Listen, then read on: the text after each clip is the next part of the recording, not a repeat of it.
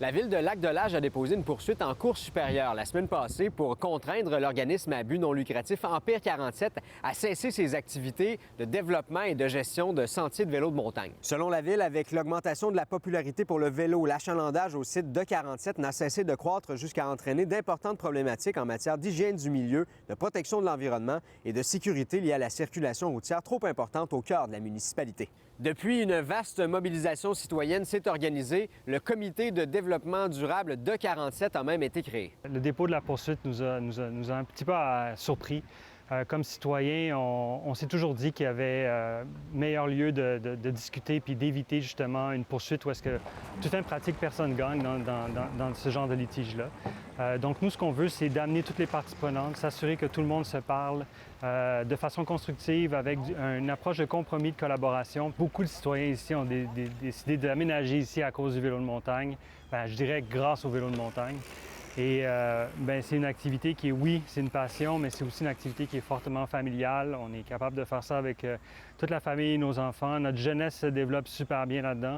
Puis il y a beaucoup de citoyens aussi qui travaillent ici à E47. Donc je dirais que c'est enraciné dans notre tissu social communautaire ici.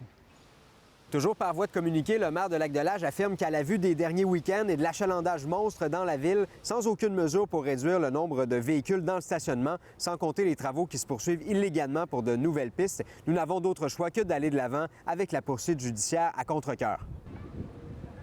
Un citoyen de Stoneham, la ville voisine de Lac-de-L'Âge et grand amateur de vélo de montagne, a aussi déposé une pétition en ligne. Il souhaite ardemment que la situation se règle et qu'on évite la fermeture d'Empire 47. Moi, quand j'ai su qu'il y avait une poursuite contre Empire 47, en fait, pour leur demander de réduire leurs activités pouvant aller jusqu'à la fermeture, ça m'a directement touché au cœur. Moi, étant un utilisateur du site avec ma famille, mes enfants, puis que je vois aussi que ça fait le bonheur de vraiment beaucoup de monde, je me dis, voyons, c'est sûr qu'il y a une autre avenue que les recours légaux. En fait, il y a déjà beaucoup de choses en place pour réduire les impacts de la fréquentation, notamment un stationnement alternatif là, pour les gens qui sont seuls ou en couple, pour laisser la place aux familles ou aux groupes. Il y a vraiment beaucoup d'installations sur la route pour dire aux gens de ralentir, pour leur donner leur vitesse en temps réel, pour qu'ils puissent réduire la pédale un peu. Il y a probablement des récalcitrants. C'est peut-être sur ces gens-là qu'il faut travailler, entre autres. Le conseil d'administration d'Empire 47 n'a pas voulu commenter à la caméra étant donné la judiciarisation de l'affaire, mais soutient quand même par communiqué que l'organisme a mis en place des mesures pour atténuer l'impact de l'achalandage automobile à Lac-de-L'Âge et se dit ouvert à discuter de solutions durables via notamment une table de concertation citoyenne.